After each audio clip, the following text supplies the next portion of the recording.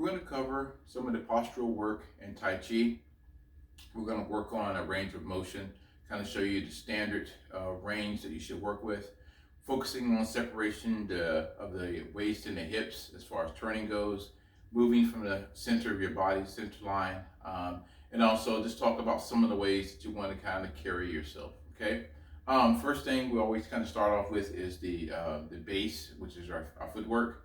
We want to be roughly about shoulder width apart, kind of gauge the range, looking down at your toes, ensure that your toes are kind of lined, pointing straight ahead. Difference from that, you don't want your toes kind of flaring out, if you will. I want to make sure that they're kind of pointing straight in front of you. All right, your knees are going to align with your toes, making sure your knees don't dip inwards, that your weight is not dropping down into your knees. You want to ensure that your knees are kind of open up, okay? Now, with your knees aligned for your upper body, you want to kind of have a relaxed state.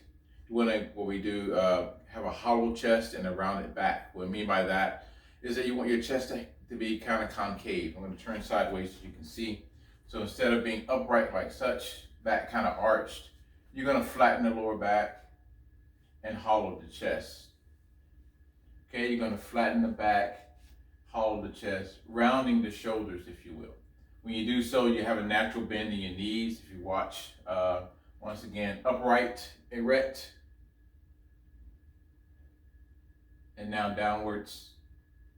Relax the lower back, have a natural bend in your knees, your hips kind of roll and tuck underneath. Okay? One way to accomplish that, I'll give you a few little ways of doing it. The basic way I kind of start off with is that, folks, you bring your shoulders straight up towards your ears, like you're trying to hunt yourself in. And then you want to round your shoulders to the front. Almost imagine if you had a towel around your neck and you try to pull it forward with your shoulders all relaxing inwards. Then when you have that kind of shape, you just want to relax it. So your shoulders kind of drop forward. You have that natural curve in your chest. Okay, your hands just dropping down to your sides. Almost like they're floating in air, if you will. So not tense down. It's nice and relaxed. Again, when you do so, you have the shape.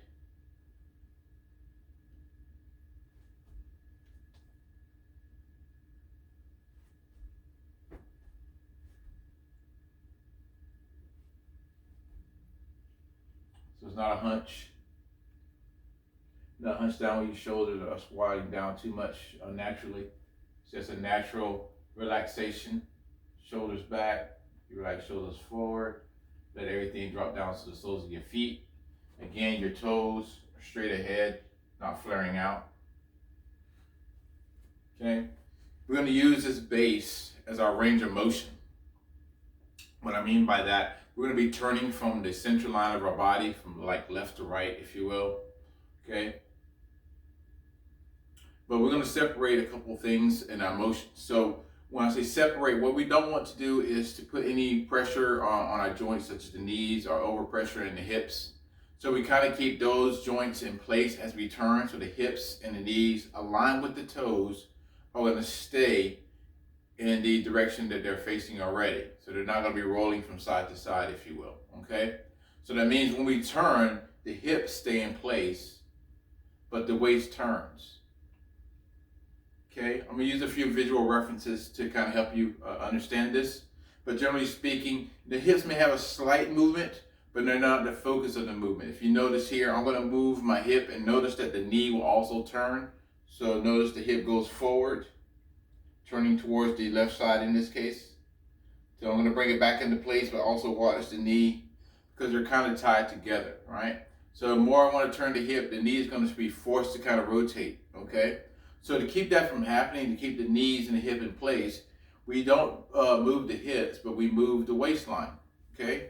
Borrow my shirt for a second.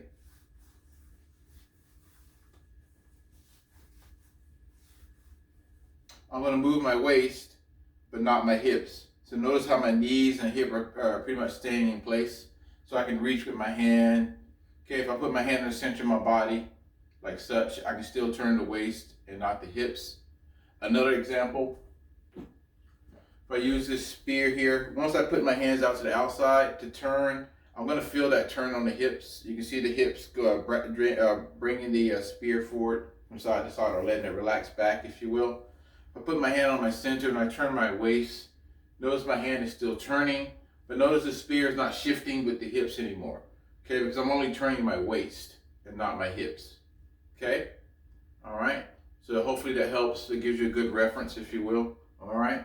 So I can turn my hand with my center of my body, staying in line with my center, only going from knee to knee.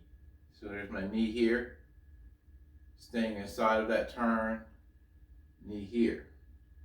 If I want to go any further, my hip's going to have to let me go past my knee with my hand, but now you start to see more movement in the spear, if you will.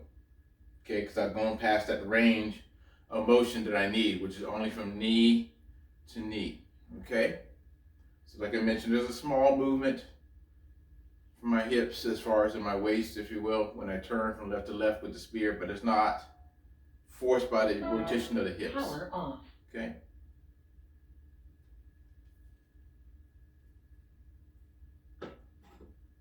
Now another way you can actually pay attention to this motion, make your hands like prayer hands in the front of your center of your line of your chest.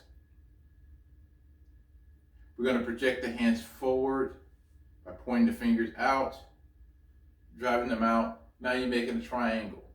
The side of your arms, your forearms, and your triceps are making the sides of the triangle. Your shoulder and back is making the base. Following my center line, I'm going to use this as a way of measuring my range of motion. So my fingertips are down the center of my body. I'm only going to move my center from left to right to the center of each knee. That's as far as I want to go. I use my hands to measure. As I turn to the left, keeping my hips in place, turning my waist, and then I'm going to let my hands gauge down to where my knee. That's as far as I need to turn. Going back to the middle, over to the right side, the same thing. Use it like a metronome, keeping my hips in place so my knees are not turning, my hips are not turning, my waist is just turning. Once you have that motion down, you can open the hands, let them float open, still have that waist turn, that waist rotation.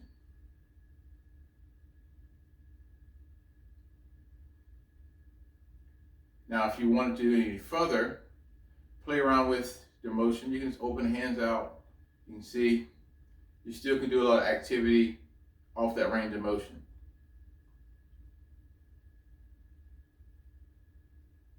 Pulling, pushing, circling.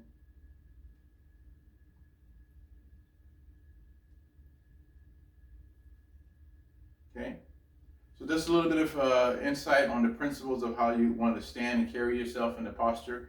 We'll carry on getting more examples and details as we move forward. Hopefully that helps out, give you a good idea, a good practice to work with. One more thing is make sure that when you're holding your posture, you want to make sure you stay upright. Try not to lean forward when you're coming up. Try not to pull your head back or lean back. Just a natural. Almost working yourself like a pump. Okay, keeping your hips tucked underneath. Don't arc out the back again just because you're squatting down. Just find your range and come back up. Okay? All right? Again, hopefully this is helpful. See you guys soon.